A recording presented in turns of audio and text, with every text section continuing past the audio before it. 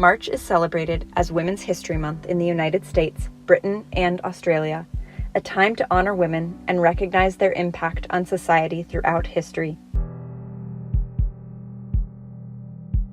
Women's History Month originally began as the annual observance of International Women's Day, falling on March 8th. It was way back in 1908 when thousands of women rallied in New York City for better working conditions and the right to vote. That gathering led to a bigger event when suffragists and women's rights groups gathered for the first International Women's Day in 1909. By 1911, women in other countries had joined the movement and began marching in honor of International Women's Day.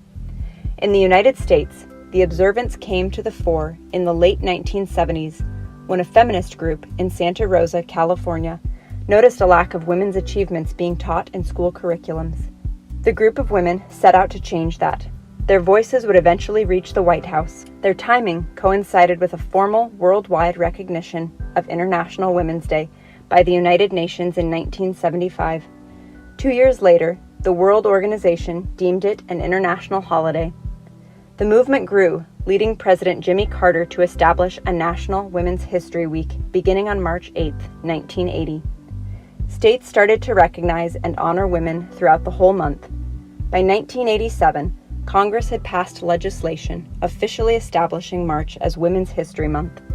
History is filled with trailblazers, both men and women, in the fight for equality in the United States. It's important that we use times like this to teach new generations about those women we all know, like Rosa Parks, whose refusal to surrender her seat to a white passenger on a bus helped launch the effort to end racial segregation in America. Like Susan B. Anthony, an abolitionist who became one of the leading figures in the movement to gain the right to vote for women.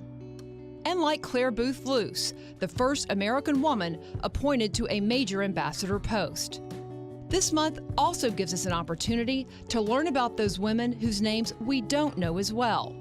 Like Alice Ball, an African-American chemist who in the early 20th century developed the first successful treatment for leprosy, a debilitating disease that once left its victims ostracized from society.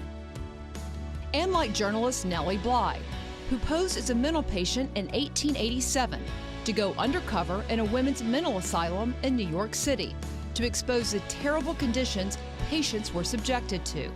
Her report led to lasting institutional reforms in mental health care. And like chemist Stephanie Kwolek, who in 1965 created a lightweight and durable new fiber that later became Kevlar, which is used to create bulletproof vests and helmets that protect the lives of our law enforcement and military.